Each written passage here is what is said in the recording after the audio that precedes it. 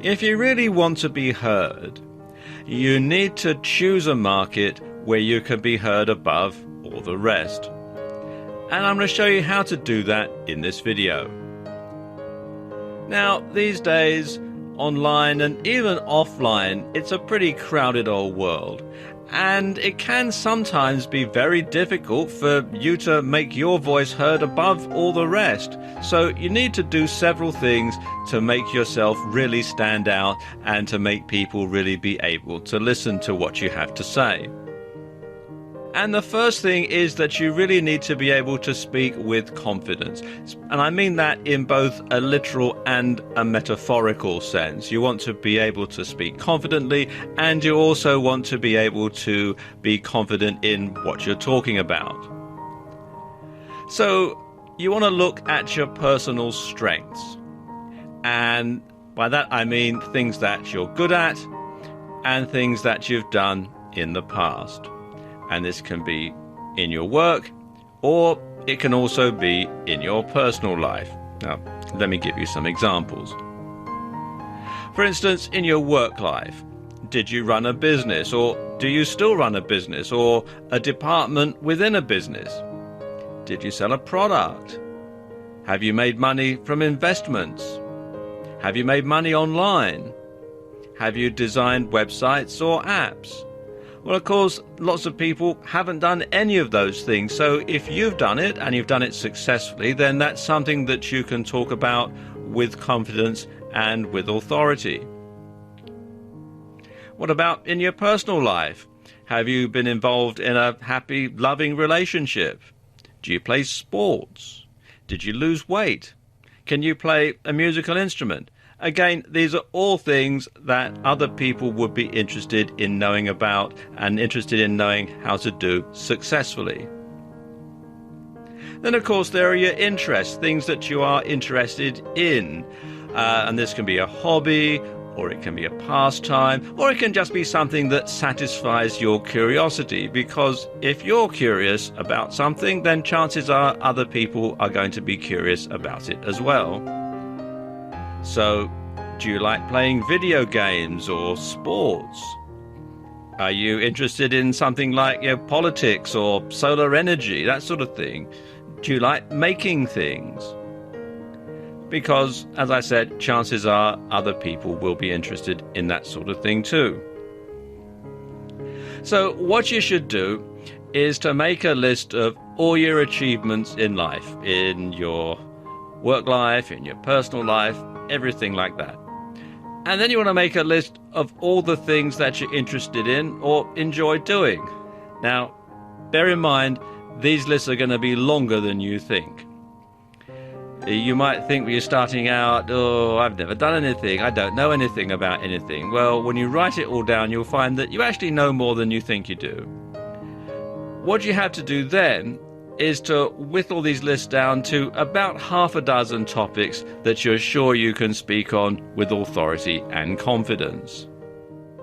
Then it's time to start doing your research and to start seeing how many other people are also interested in listening to what you have to say. But do bear in mind, you can't be heard if you don't know what you're talking about. So don't try and talk about a subject that you really don't know anything about, because people who do know a little bit about it won't be taken in and you'll be seen through as a fraud. So you don't want to do that. So you want to make sure that when you want to be heard, you know what you're talking about. In this video, I'm going to talk you through some market research tools. Because you see, in order to be heard, you need to make sure there aren't too many competing voices. And one way to find out is by doing a keyword search. You'll want to find keywords that have lots of people searching for them, but not that many sites indexed. And this makes it more likely that someone will find your site instead of a competitor's. A really good tool to use for keyword research, and by extension market research, is the Google AdWords Keyword Planner. And this is a free tool that's available to everyone online. It's quite a long URL, so if you just type in Google AdWords Keyword Planner into Google, you'll be redirected to the sign-in page. Then you can sign in, and if you have a Google ID, if you've got a Gmail account or something like that, you'll automatically be able to sign in.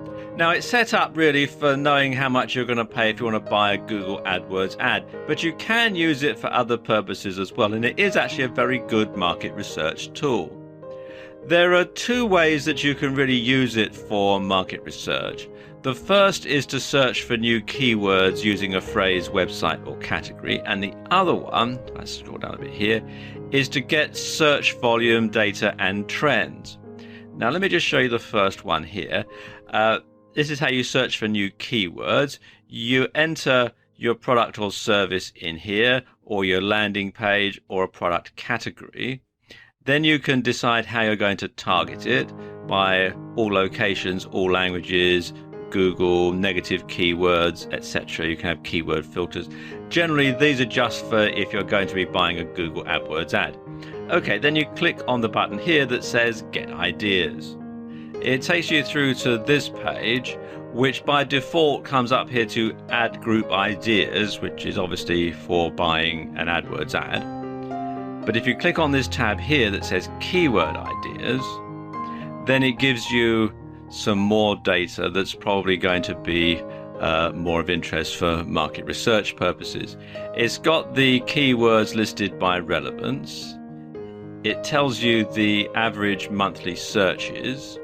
And it also tells you the competition. Now, the competition is going to be the competition for an AdWords ad, but it does give you an idea as to how many sites are out there with this particular keyword. So it gives you an idea about how many other sites could be out there in Google. The suggested bid and all this other stuff, this is really just for if you're going to buy an AdWords ad. And so you can come up with some good ideas for keywords which you can then use to delve deeper. Now, the other way that you can use the AdWords Keyword Planner for market research is to get search volume data and trends. And what you do is you enter your keywords or key phrases in here, separated by commas. I'm going to have internet marketing and search engine marketing for this demonstration. Or you can upload a file from your computer. You can target either locally or all locations. You can target Google or Google and its search partners. Negative keywords can be included, so you can take out things like free and that sort of thing. You can select a date range, or you can show the average monthly searches for the last 12 months.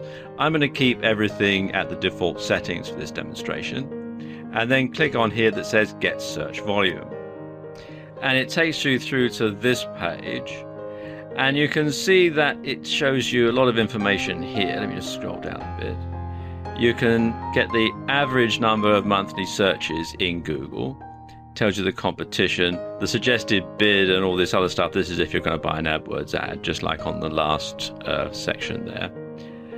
And it also gives you the competition, and also gives you this graph that shows the number of searches per month. Now, I'm making this video in March 2016, so you see it showing me everything over the previous 12 months. You can see if there's a trend going, or if there are times of the year when these particular search phrases get searched for more than other times. So for example here, let's look at the one for search engine marketing. You also have this rather annoying version of it that pops up when you put the mouse over this little icon, and you can see that as far as search engine marketing is concerned, it's pretty much the same throughout the year, except you do get this spike here in April when it does tend to go up a little bit.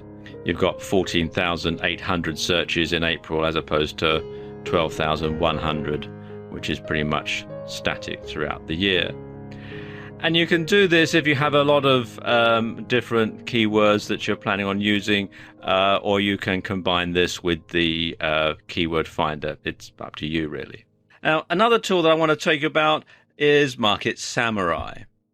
I'll be honest with you, when I first started using Market Samurai, I had a hard time getting my head around it because it can be very complicated, and some of the ways that you look for things on Market Samurai are different than you would do in the Google Keywords tool.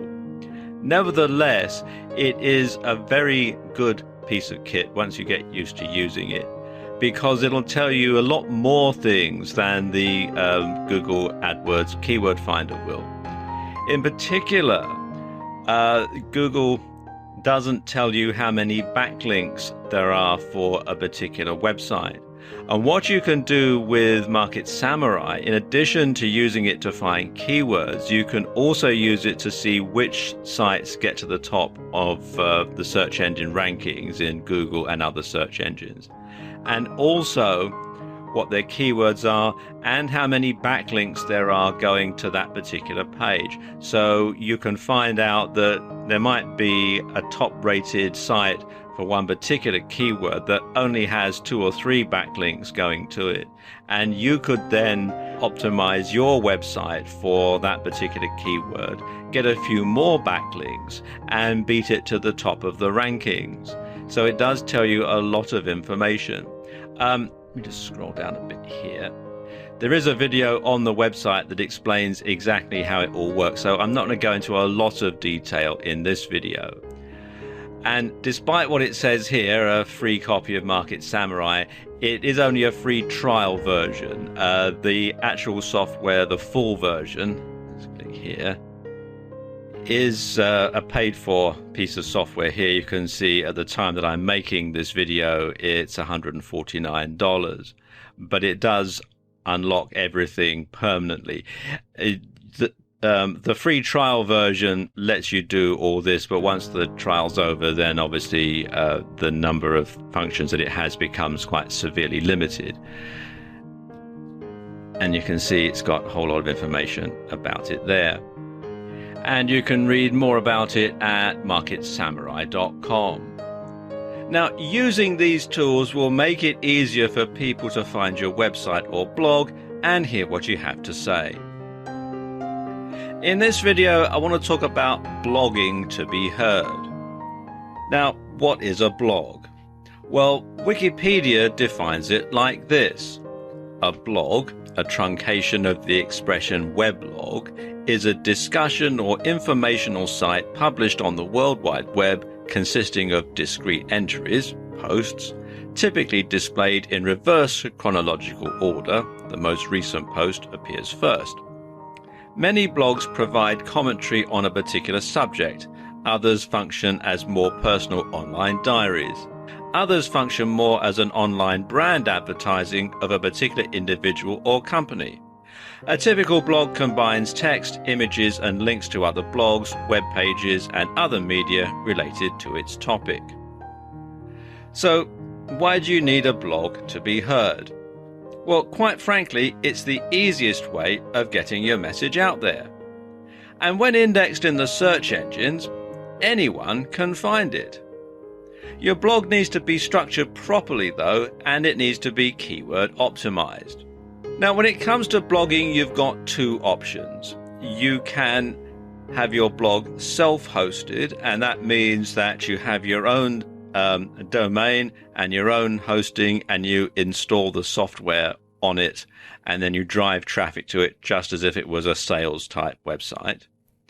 Or you can host it on third-party sites like WordPress.com, and WordPress.com is probably the most popular one.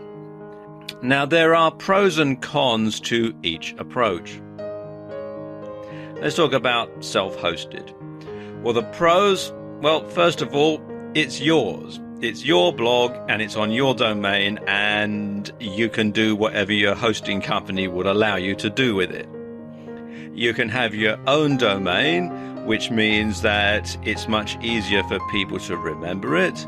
And you can personalize it with plugins, so you can have things like your latest tweets showing in a sidebar and that sort of thing. Now, the cons are, well, first of all, you have to pay for domain and hosting, and depending on your hosting company, that can be quite expensive. And also, blogs, and particularly WordPress blogs, can be vulnerable to hackers, particularly if you're using shared hosting. You might find that a hacker gets into another blog that's hosted on the same server and then is able to attack yours, almost via a back door. So that is a problem that a lot of people who have self-hosted blogs have to face. Now, what if you're going to host it on sites like WordPress.com? Well, the pros, first of all, it's free. You might have to pay extra for a domain name if you want a domain name, just like you would if it was your own self-hosted blog. You can actually have your own domain name, but they do charge extra for that, and quite substantially more than you would pay to have your own domain name if it was on your own hosting. But they do have bulletproof security. I mean, the good people at WordPress are very good at making sure that the bad guys don't get in. So your chances of being hacked on WordPress.com are much lower than they would be if you have it on your own hosting. And blogs on WordPress.com get indexed very quickly. The spiders from Google and other search engines visit the site several times a day, and you can find that your blog itself and the posts that you put on your blog do get indexed very quickly indeed.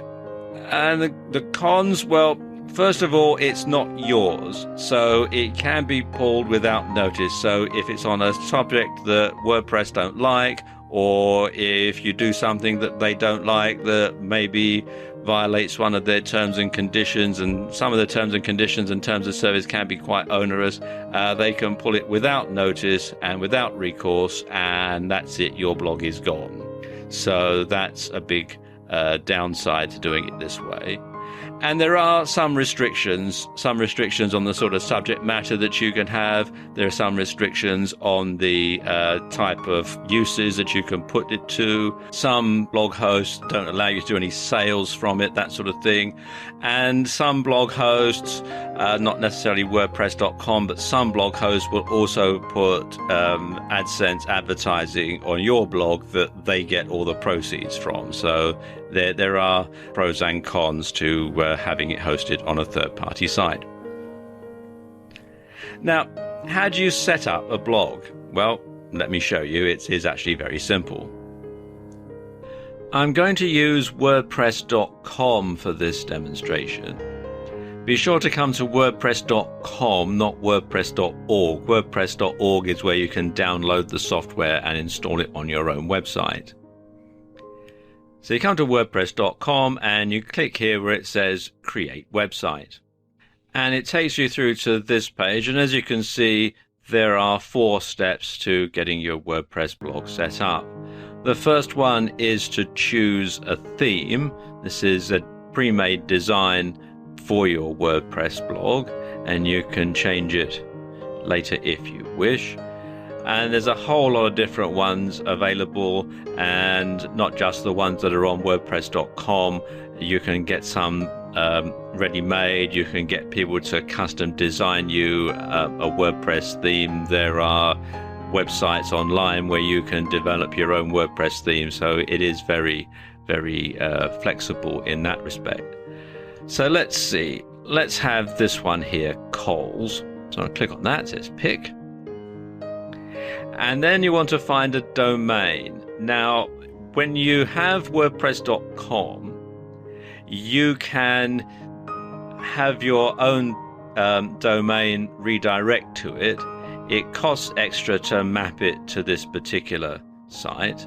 Or you can buy a domain from them, although quite frankly, you can probably get it cheaper somewhere else. Otherwise, your domain is going to be your keywords followed by a dot and WordPress.com. So let's enter a domain. Let's call this new video to go.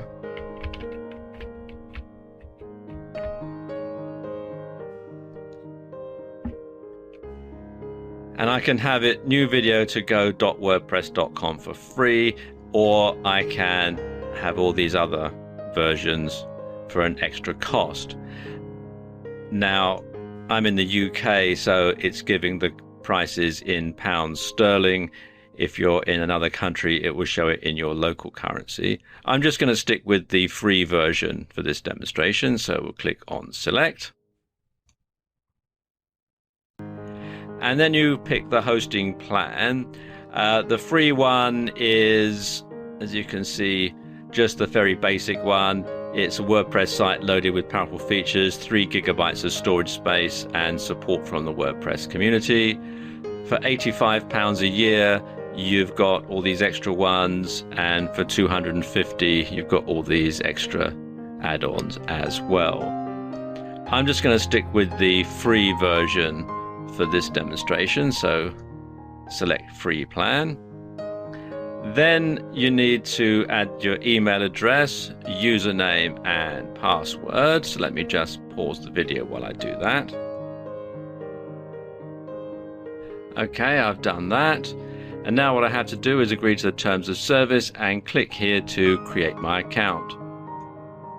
It says it's creating the account, adding the theme, free plan selected. And there we go. And I don't want Chrome to save this password. So now this takes you into the WordPress dashboard. You've got the stats, the plan. You can add your blog posts or pages. You can change the themes. You can change the menu. You can configure it all sorts of different ways. What I'll just show you here is how you can add a new blog post, which is to click here on Add. Now it's also asking me to verify my email address. What you'll have to do when you sign up is they will send you an activation email, and then you click on the link in it to validate your email address. Your blog site won't actually show until you do that, but you can still get everything set up ahead of time. Okay, let's type in a title for our first post. Let's call it My First Post. And then you can just simply type away.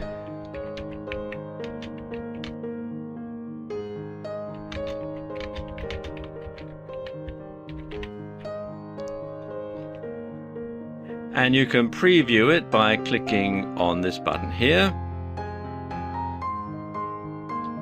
You can see this is what it will look like. And then you can publish it and have it up online right away. And you can see what it's going to look like on a PC. You can see what it's going to look like on a tablet. You can see what it's going to look like on a smartphone. And of course, one thing about having your blog hosted on WordPress.com is it does get indexed very quickly. So you can get your site out there and get heard much more quickly than by other means. So there's pros and cons to both, like I was saying earlier on. So there you go. That's why you need a blog in order to be heard, and how you can set one up.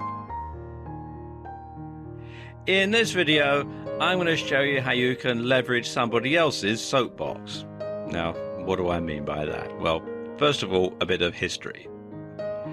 Years ago, before corrugated cardboard became the norm for large boxes to pack things in, most products came from the wholesaler to the retailer packed in wooden cases.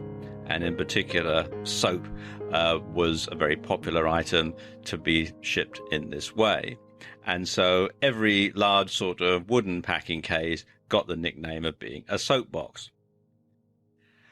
Well, politicians and other people who wanted to make a public speech or an impromptu public speech found these very useful people for rising above the crowd and for making themselves heard, as you can see in this photograph here. You can see the politician in the middle there, and he's standing on a soapbox, presumably, or some sort of wooden box, which means that all the guys out there in the crowd can hear what he has to say, and so he can make himself be heard above the crowd. Now, the modern equivalent, and in particular the modern online equivalent, is guest posting.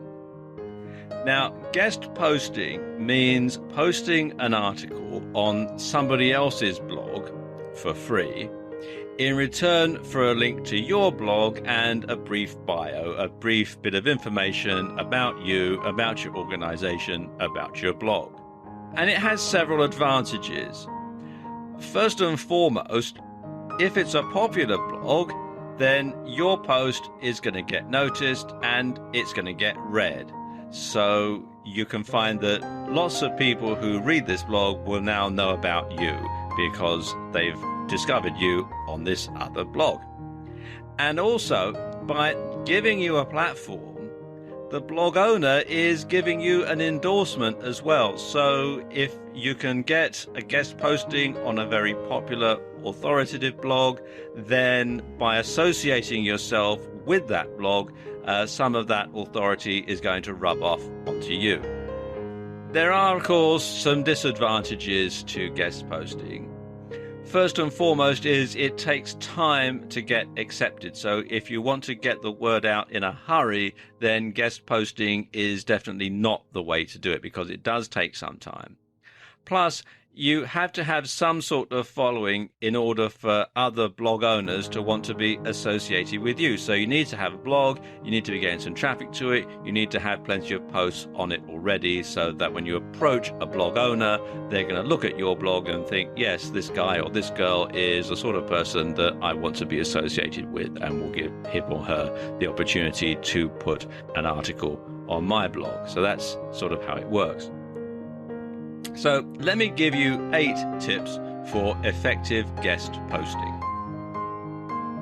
Now, tip number 1 is, like I was just saying, you have to have a decent number of well-written posts on your own blog, because other blog owners will want to satisfy themselves that you know what you're talking about and that you're a good writer. So that's the first thing that you need to have. You need to have all that before you start approaching any other blog owner. Tip number 2 is you want to draw up a list of highly ranked, high traffic blogs that are in your niche. So you want to do a search in Google or one of the other search engines for blogs in your niche, and you want to read through them. You want to look at what they've got on there. You want to see that they're the sort of blogs that you would like to be associated with, and then draw up a list. And once you've got your list drawn up, you want to start at the bottom of the list and work your way up to the top. Now, the reason that I say this is if you rank the list in order, obviously the blog that you really want to get your guest post on is going to be at the top. But the chances of you actually approaching somebody first time out of the blue and being accepted are fairly low. So if you start at the bottom of the list with a blog that you'd like to be on, but it's no big deal if they turn you down, you can use that as a learning experience. So you get in touch with that blog owner, they say no, you find out why, and then you can change your approach slightly when you go to the next person who's the second from the bottom of the list, and then you work your way up, and you'll probably be accepted by some other blogs along the way, so that when you actually get to the top of the list, to the blog that you really want to have the guest post on, you've got it all worked out. You know how to approach the person, you've got a list of blogs where you've already made guest posts, you've got plenty of posts on your own blog, and so on. So by the time you get to the top of the list, you really are an expert in getting guest posts. Okay, tip number 3 is to contact the blog owner and ask if they accept guest postings. Now, don't just assume that they do just because they may have posts by other people on their blog. They could perhaps get some of their friends to make posts, or there might be more than one person who's involved in the blog. So don't just assume because there are multiple authors on a blog that they accept guest posts, because that might not be the case. Okay, tip number 4, and this is probably the most important one, is never, and I put it in capital letters here, never send an unsolicited guest post. What you want to do first off is to ask the blog owner what they're looking for. So ask what they're looking for. After they've told you, yes, we accept guest posts, ask what they're looking for and then write about that. You should also get a list of keywords from the blog owner, because after all, this is going to be something that they're going to have on their blog. They want the traffic and they want the keywords. So you want to get the list of keywords from the blog owner so that you can incorporate into your guest post. And you also want to find out how long they want the post to be. Some blogs have quite long articles on them, some blogs have quite short articles, and you want to make sure that the article that you're going to write for them is going to fit their requirements. Tip number 5 is provide a couple of different versions of your guest post. So you want to rewrite it in a couple of different ways, because this gives the blog owner more choice. If they don't like one, they may use the other, and this increases your chances of getting published. Tip number 6 is stick around to respond to comments when your guest post gets published. So you don't just simply publish the post and then if there's any queries, if there's any comments, the blog owner has to respond to them, because he or she may not be as expert in the subject as you are. So you want to make sure that you're there so that if there's any feedback, you can answer it and not simply dump that onto the blog owner. And tip number 7 is don't publish the article anywhere else. And this includes your own blog, because sadly these days duplicated content gets slapped down by Google and it's not going to do you any favors, and it's certainly not going to do the blog owner any favors. So if you write an article and then you put it on your own blog as well and neither of them show up in the search engines, it's not going to do either of you any favors. And finally, you want to thank the blog owner. Courtesy costs nothing and it's very valuable indeed. So you can send them a thank you email, or you can send them a thank you e-card. And also something else that you can do is offer to reciprocate and publish a guest post on your own blog. After all, if the person who's writing the blog that you put the guest post on is a good writer and they've got a good following, then having a guest post from them on your blog is actually going to do you a lot of favors as well. So there you go. That's how you can leverage somebody else's virtual soapbox and be heard. In this video, I'm going to explain how you can use a niche forum to position yourself as an expert. Now, using a niche forum to position yourself as an expert gives you really 3 advantages. First of all, it enables you to get noticed because you're going to be posting things on a forum. It positions you in front of a specialist audience because only people who are interested in the subject, by and large, are going to go to that particular forum, and therefore they're going to be interested in what you have to say. And also it can provide, in some cases, a link back to your website as well, so you can get website traffic that way. Now, there's an online forum for just about every subject, things like hobbies, business, gaming, crafts, computers, the list just goes on and on and on. And if you just do a search in Google for your niche and then forum, you'll find quite a lot. Let me show you. As you can see, I'm doing a search here in Google for Internet Marketing Forum, and you can see there are lots of different ones, 117 million results. That's the time that I'm making this video, and you can see there's a whole lot of different ones all the way down. And you'll find a similar number for just about every niche that there is, really. Now, when you start posting on a forum, there is a bit of forum etiquette that you need to understand if you want to be taken seriously and you want to be heard. So for that reason, it's a good idea to lurk for a while to see what type of stuff gets posted on the forum. Now, when I mean lurk, I mean just simply go to the forum and read. Read the posts, look at the categories, look at some of the top posters and the people who have, say, the most likes, if a forum allows that, just to see the sort of thing that attracts people's attention, the sort of thing that gets noticed, the sort of thing that gets read and appreciated.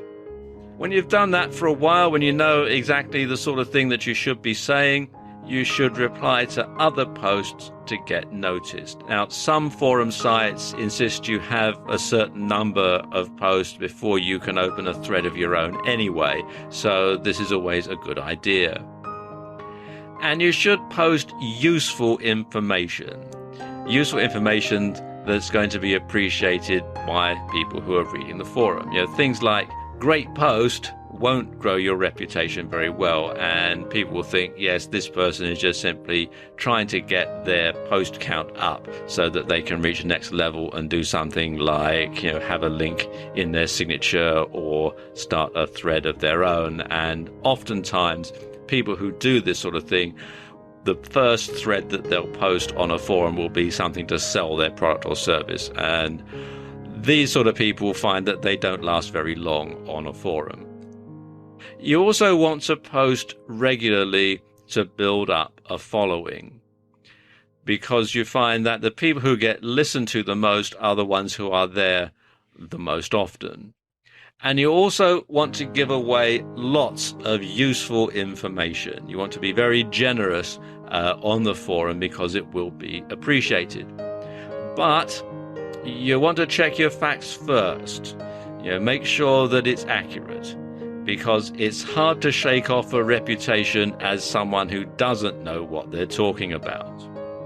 And just to give you an example, I've come here to the Warrior Forum at warriorforum.com, which is an internet marketing forum. And I've just scrolled down through the first thread that I came to. And you can see I've pulled out this guy here as an example. I don't know this gentleman, but you can see here that he's joined in 2008.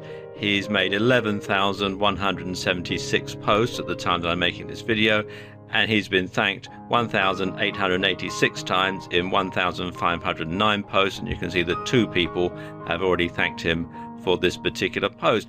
Now, this guy is someone I would listen to because he obviously knows what he's talking about. He's posted a lot of content on this site. He's been a member for quite some time, and other people have thanked him for his input. So therefore, he's someone who I'm going to be prepared to listen to. So when this guy talks, people listen.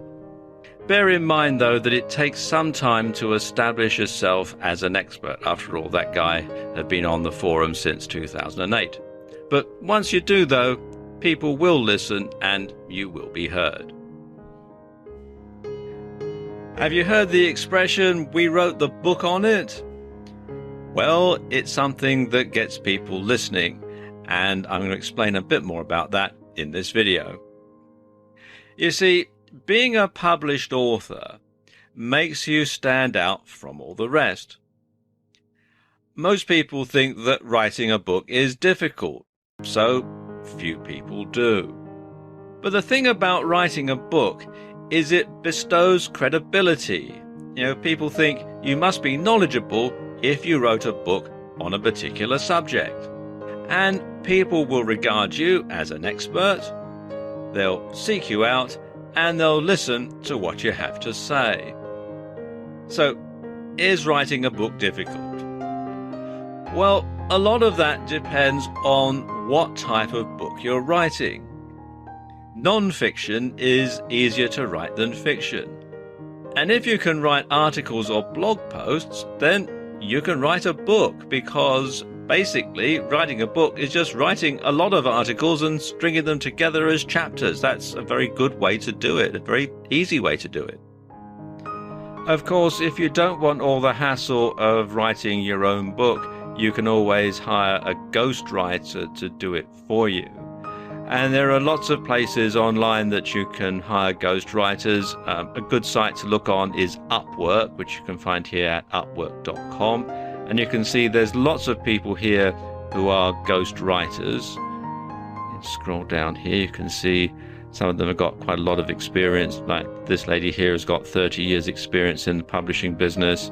Down here, this lady here wrote an Amazon best-selling book for a client. Now, none of these people are cheap. You'll notice they tend to go in the $30 to $40 per hour range. And you also have to bear in mind that it does take a long time to write a book. But if you've got the money to invest and you're confident of success and the ghostwriter has proved that they've got a demonstrable track record, then it could be a very good investment for you. Now, there are two main types of publication that you can write. And the first one is an ebook. Now, an ebook is an electronic book, and it's something that can be distributed over the internet. And an ebook can either be in PDF format, or it can be formatted for e-readers like the Amazon Kindle. And the second type of publication is a printed book, the sort of hardback or paperback book that you would buy in a bookshop. Ebooks tend to sell for a lower price point than printed books, principally because, of course, you don't have all the printing and the distribution that you have to have with a hardcover or paperback book. And some ebooks are also bought and sold with private label rights, otherwise known as PLR. Now, printed books tend to be held in a higher regard than ebooks. And if you've written a printed book, then quite often you really are considered to be an expert. One guy that I used to know who ran a marketing agency had a printed book done. He'd written lots of articles that he put up on his blog and that he put on article directories and other places like that. And he composed them all together and he had them printed into a hardcover book. And when he went to pitch for offline business, he would actually hand out a copy of his book as a freebie. And people would be really impressed by this, think, oh goodness, he's written a book. He's wrote the book on the subject. He must be really good. So it does tend to be held in much higher regard than just an ebook, because people think that it is much more difficult to write a printed book. It isn't, but that's what people think. And of course, there's no reason why you can't distribute your book in both formats. So you could have an ebook and you could also have a printed version. It's pretty much the same content. Now, when it comes to distributing your book, a lot of what you do is going to depend on whether you're writing a printed book or whether you're writing an ebook. Now, when it comes to distributing ebooks, there are a couple of ways you can do that. You can do so via your own website, or you can do it online via a third-party website. Now, a few third-party sites that you might sell your ebook on are ClickBank, which is clickbank.com, JVZoo, which is jvzoo.com, and if you're writing for the Amazon Kindle, you can publish it on Amazon Kindle Direct Publishing, which is amazonkdp.com. And what all these sites will do is they will let affiliates market your ebook for you in return for a percentage of the profits. And you can actually get your ebook marketed very quickly through these sites. Now, when it comes to distributing printed books, again, there are several ways that you can go. You can either do it via your own website. You can print the book off on your own printer and bind it in a cone binding and send it out in the mail. But it's probably going to be much better in the long run to do it via some sort of print-on-demand service. A few print-on-demand sites to consider are CreateSpace, which you'll find here at createspace.com. And this is owned by Amazon, so you can actually sell your hard copy book through Amazon.com and get it printed on demand through CreateSpace, and it all ties together very easily. So it is a good way to get your book to market very quickly. In the UK, there's blurb.co.uk. They handle on-demand book printing. And also in the US, there's Vervante, which you can find here at vervante.com. You can also distribute printed books via bookstores, but this does require a hefty investment because you've got to pay to have all the books printed. You've got to send them out to the bookstores.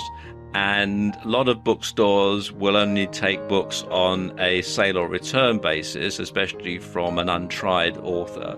So if the book doesn't sell, then they're going to send it back to you and they're going to want their money back. So it's best to pitch your book at a conventional publisher if you plan on going down this route. So there you go. Once you've written the book on something, you will be heard because people will think that you are an expert. In this video, I'm going to talk you through how you can go about being heard via press releases. Now, press releases are old school, but they still work, and they're used by lots of big businesses and by politicians and by all sorts of people. So they are something that still works, and they still work well. And the reason that they work well is because they are a win-win situation for everybody. You, the person sending out the press release, gets publicity and exposure, and the news organization, the newspaper or the news website gets content. So you can see how it works well for everybody. Now, to be effective, your press release must be, first of all, interesting. It must be something that people are going to want to read about. And secondly, it must be news. It must not be a sales pitch. If you want your press release to be ignored, write it like you're going to write your web space, and then it'll go straight into the bin or straight into the spam folder. So it must be something that is newsworthy, not a sales pitch for your business or for your website. Now, your press release should follow this sort of a format. First of all, you need to tell people that it is a press release. So you put that right at the very top, that it is a press release. Then you want to have the time and the date that it is available to be published. You can have it for immediate release, which means, of course, that as soon as the news agency gets it, they can publish it right away. Or it can be embargoed until a particular date and time. And when it's embargoed, it means that the news agency is not allowed to publish it until after the particular date and time. Now, you might want to do that if, for example, you have a product launch coming up. Then obviously you wouldn't want the news to be released until after your product has gone live. Or if you're giving a news conference and you're going to give some of the details of things that you're going to say in the news conference, then you might not want that to be out into the public domain until you've actually had the opportunity to say it. So that's when you would embargo it until a particular date and time. Then you want your headline, and the headline needs to be both factual and attention-grabbing. And realistically, you should try to keep it under 10 words if possible. So it's something that's going to grab the attention, and it's something that's actually going to be factual. Then you want to put the location of the news release. Now, this is important if it's a local story, but it's also something that most news agencies like to see, even if it's something of national or world importance. Then they still do like to actually see a location. So you will put your town or city and your state or county and the country as well. Then you want the news story. And the news story needs to be written in a journalistic and a non-salesy way. And you want to break it up into paragraphs. Unless this is a particularly long story, you want to try to keep it all on one page, because obviously the whole idea of a press release is to get interest from the media. Although, I'll be honest, I have written press releases myself and then seen them printed almost word for word verbatim in newspapers. So you do have to bear in mind that a lot of times, especially if the press release is emailed, which it generally is these days, that a journalist is going to just simply copy and paste it straight from your press release into the publication. So you want to make sure that it is actually written in a journalistic way and that it's not a big sales pitch for your product or service or for your blog. If your press release exceeds more than one page, then be sure to put more at the bottom of the page so that the journalist will know that it continues on another page. You could also put page 1 of however many. Then you have the about, and this is basically a short background or a bio about the person or the organization that's mentioned in the press release. You should also make sure that it's spelled properly, unlike the one that I've done here. So you want to make sure that that's all done and that you have some information, some background information about yourself or your organization at the bottom of the press release. Then you want to have the contact details, and this should include the contact name, the address, phone numbers, email addresses, etc., so that they know that it is coming from a genuine source and they can track it back and check it out if need be. You also want to state if the contact is going to be available for interviews, and if you can be interviewed in person or over the phone or via Skype or something like that. And then you want to specify that it is the end of the press release. You generally write end in capital letters and have it centered, or you can put 3 hashtags and have it centered. I've seen it done both ways. And this is pretty much the standard sort of format that you want to have for any type of press release. If you'd rather not write the press release yourself, there are lots of services out there. Lots of people who will write press releases for you.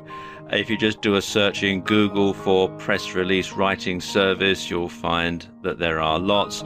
Or you can look on a freelancing site like Upwork.com, and you can see there are lots of people here who also write press releases. Now, when it comes to distributing your press releases, there are several ways that you can do it. And the first and probably the easiest and the cheapest way in terms of monetary terms is to do it yourself. And if you are sending out a press release that's purely of local interest and you're just going to send it to your local newspaper or to your local TV station or to your local radio station, then it's fine to do it yourself, because chances are it's not going to take you longer than, an afternoon or something. But if you want to have it distributed widely, then you really do need to have a press release distribution service. And if you do a search in Google, you'll find that there are lots. Do a search for press release distribution services. And it's better to use a press release distribution service, not just because it's going to save you time, but also because news organizations are going to be used to receiving emails from these distribution services. So they are more likely to open the email and read the press release than they would be if you just simply sent it to them. They might think that you were spamming them or something like that. There are free and paid for services. Personally, I'm a big believer in that you get what you pay for, so it's a good idea to actually pay to have your press release sent around rather than just simply rely on the free ones who'll probably just simply spam it. Now, of course, if your release gets picked up by a major publication or by a TV station or a TV network, well, frankly, the sky's the limit and you can get more publicity than you ever dreamed of. So there you go. That's how you can be heard via press releases. In this video, I want to talk about being heard via YouTube. First of all, a few facts about YouTube.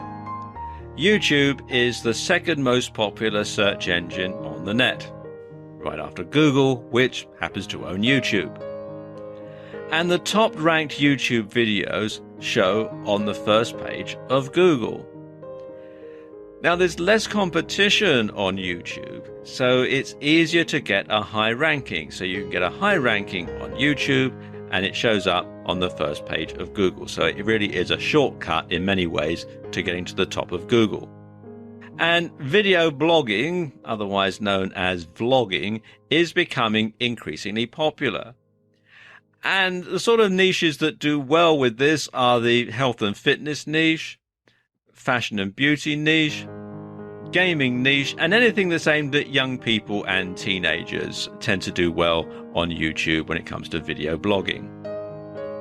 And of course, if your video goes viral, it can potentially be viewed by millions of people. Probably the most viral video of all time is Gangnam Style, which YouTube actually had to change their software for the stats counting because so many people have watched it. And at the time that I'm making this video, you can see we've got over 2 billion views in YouTube.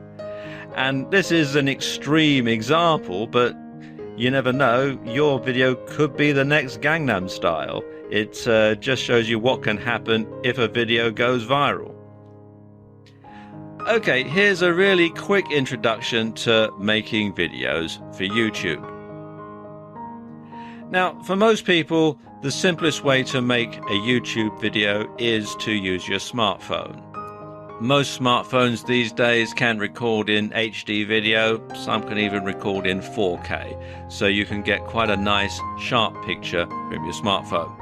One thing you should do if you're going to use your smartphone to make a video is to hold it the correct way round. You want to hold it long ways like I'm showing in this illustration here, because then that fits into the size dimensions for the video on YouTube, for the video window on YouTube.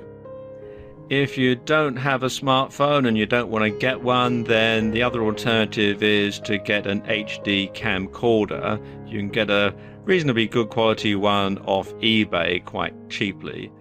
I'd avoid the really cheapo ones because the quality probably isn't going to be very good, but you can get one for upwards of $100 that will be perfectly adequate to do this sort of job. In addition to the picture, you also want to pay particular attention to the sound. So you want to shoot your video somewhere quiet, somewhere that's not going to have a lot of background noise, somewhere that's not going to have an echo or anything like that.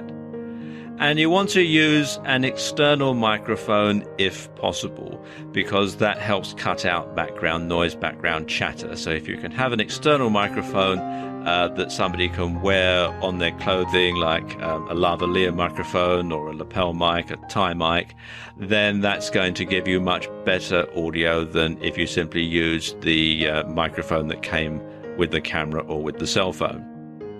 You also want to pay attention to the picture composition. So you want to choose a relevant location and a background. You also want to get the lighting right, because there's nothing worse than trying to look at a video and it's not lit properly. It can be very distracting and it can take the attention away from the subject. Ideally, you should aim for what's known as Rembrandt lighting. And this is so called because this is a type of lighting techniques that Rembrandt used in his pictures, and in particular his self-portraits. And if you can see this one here, you'll notice that the light is stronger on one side than it is on another. So it's got a bright light on one side, and then the light on the other side is dimmer. It's not completely black, so he's not sort of going to be silhouetted, but you have a strong light that's lighting him from one side and then a smaller light from the other, and the background is fairly dark. So that's probably the most ideal way to light your YouTube videos. Of course, shooting is only one part of putting together a YouTube video. Editing is another, because obviously not everything goes right the first time when you're shooting a video, and you'll want to cut out mistakes and you'll want to move things along. And you also perhaps might want to put things in a different order than the order that you shot them in.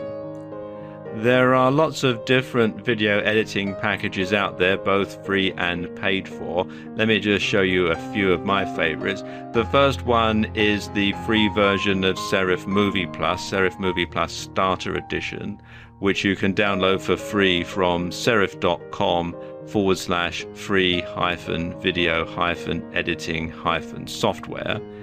And as you can see, it's got lots of different features on here, and it is quite a nice, easy piece of kit to use. You can also use Windows Movie Maker if you're using a PC, and you can find out more at windows.microsoft.com. You may already have it on your computer if you're running Windows.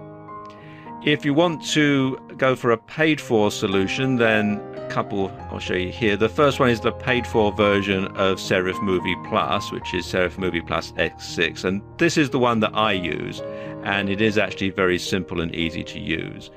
It's not all that expensive. At the time I'm making this video, £61 is about $100 or thereabouts, and it does have a lot more features than the free version. Or you can use some of the Sony Vegas software packages. There's Sony Vegas or Sony Movie Studio.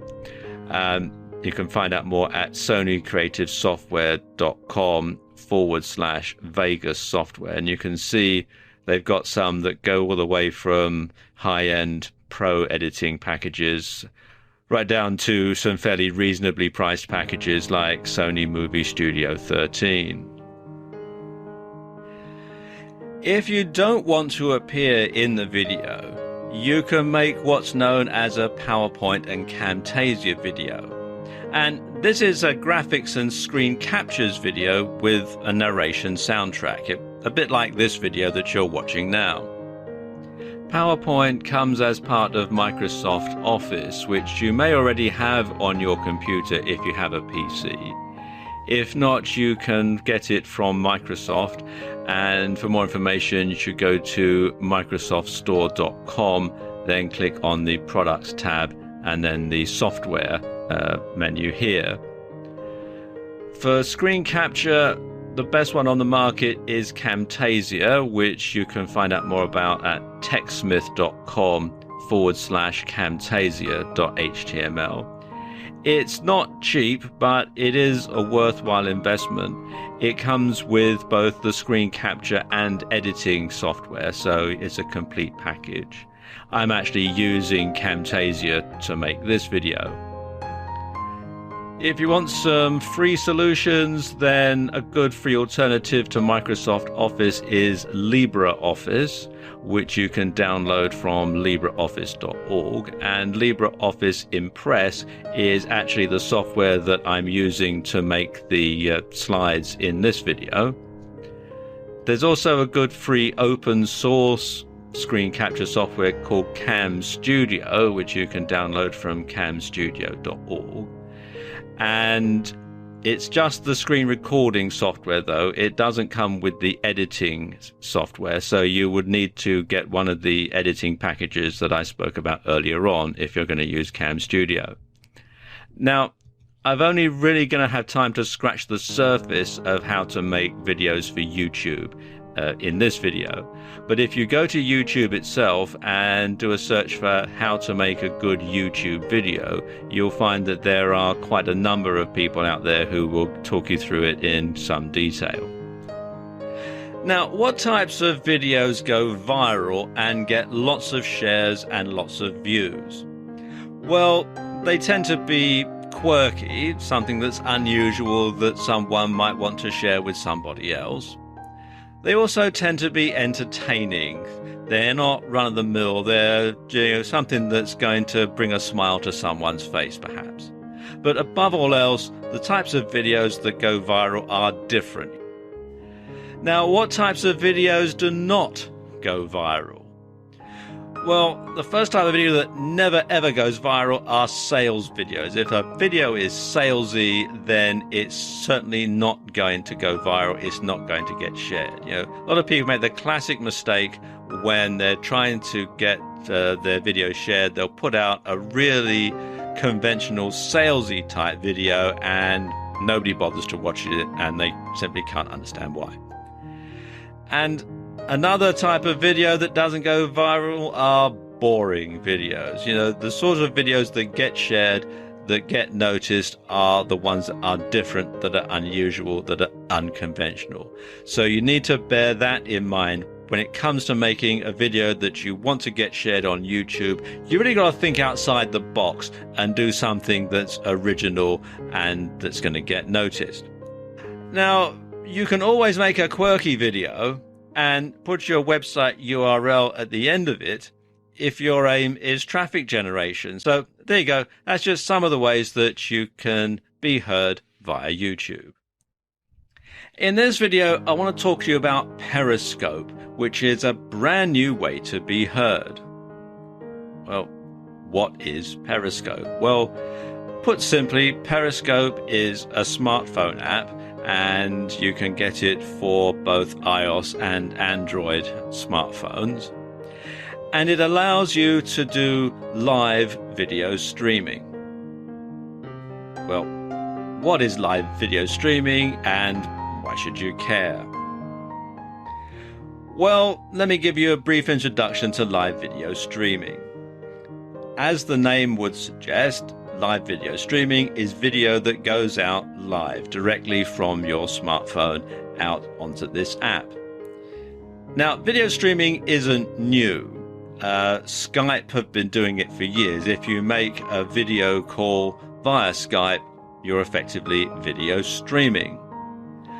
But with Periscope, this allows your video to be streamed publicly. So anyone who's got the app on their mobile phone can tune in and start watching at any time.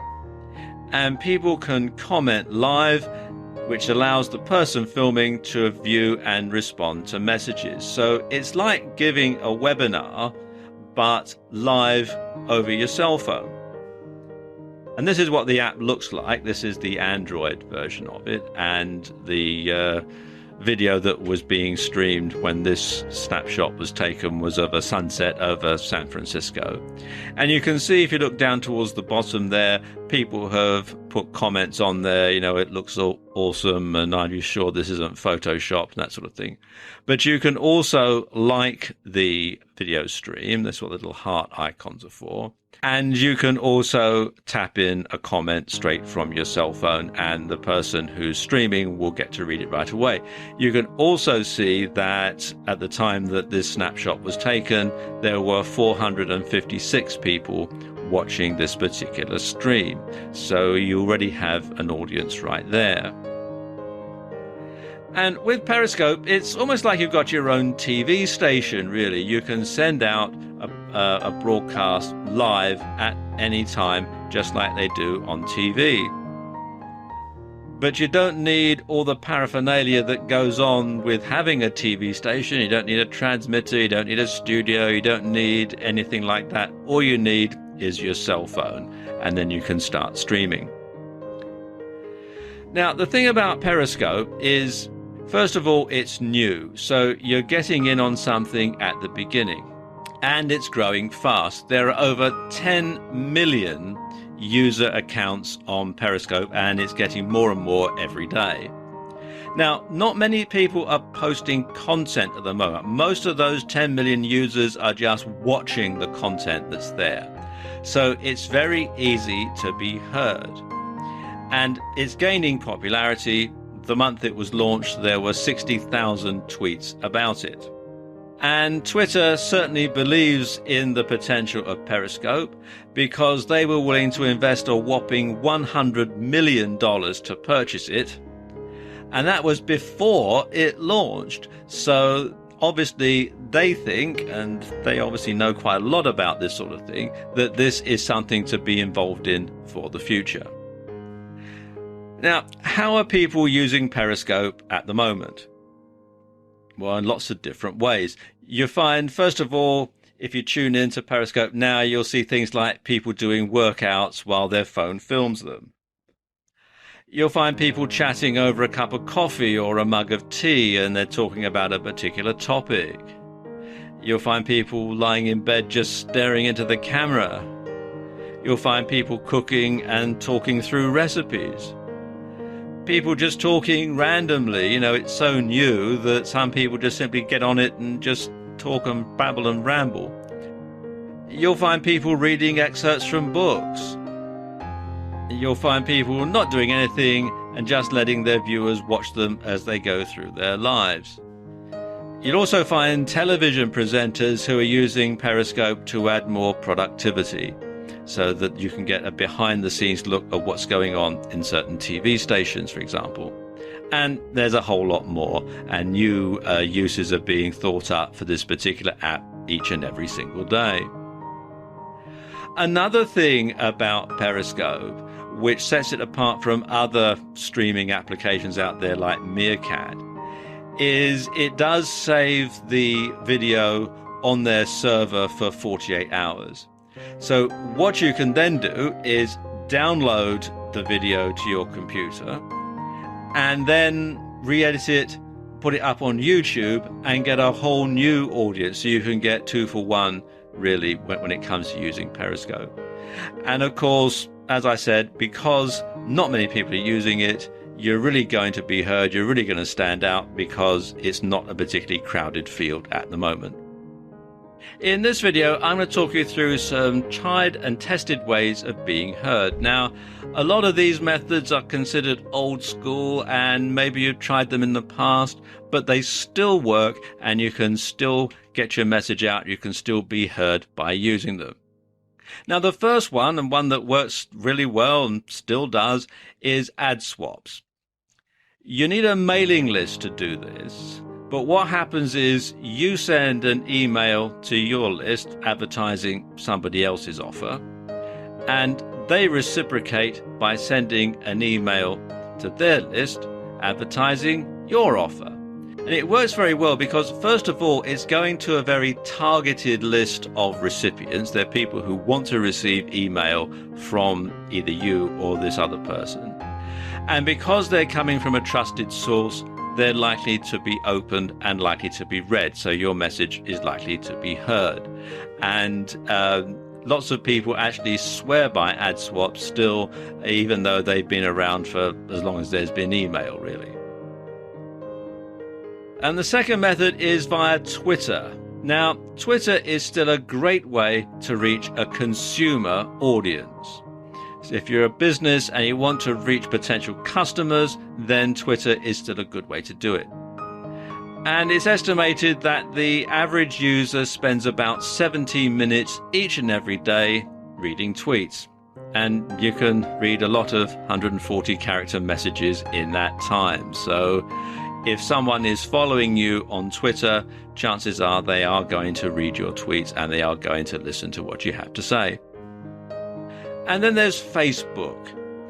And there are 2 ways that you can be heard on Facebook.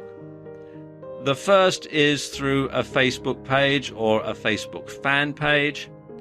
And the other way is through Facebook ads. And Facebook ads in particular can be very, very targeted. And it's estimated that the average user spends 51 minutes per day on the site. So there's a lot of interaction that goes on. So lots of people still pay a lot of attention to Facebook. And then there's Google+. Now, Google+ is very underrated as a social network. Lots of people write Google+ off. They say that it was a flop. It didn't start very well. It tried to compete with Facebook and it didn't do a good job, and so on and so on and so on. And so lots of people have constantly written off Google+. But the thing about Google+ is it is run by Google, and posts on Google+ are indexed and ranked into Google search pages so that you do get your message into Google very quickly when you do it via Google+. And then there's LinkedIn. Now, LinkedIn is perfect for reaching a business-to-business audience. And there are millions of people in businesses, large and small, all around the world who regularly check into LinkedIn. And there are 2 ways that you can get your message out and be heard on LinkedIn. The first and simplest and cheapest is to participate into discussions. Join in the discussion in your niche and get well known. Treat it like you would any other forum site, really, and become well known and regarded as an expert on LinkedIn, and you will be heard. And the other way is to buy advertising on LinkedIn.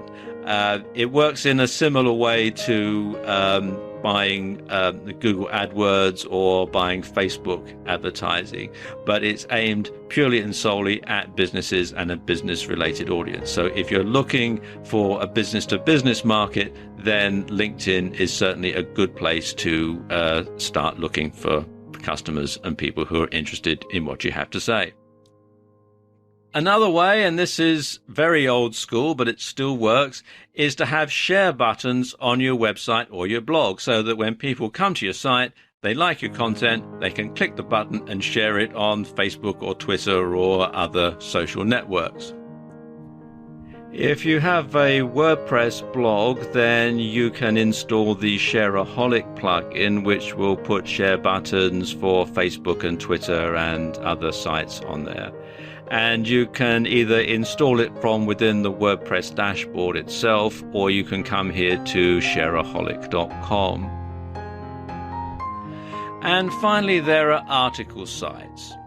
Now, article sites are not as useful for SEO as they used to be, certainly since the last time that Google changed their algorithm.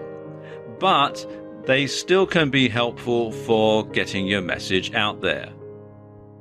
And probably the best site for distributing articles is ezinearticles.com. In fact, some people say that once you've got your article on ezinearticles.com, you don't really need to look anywhere else.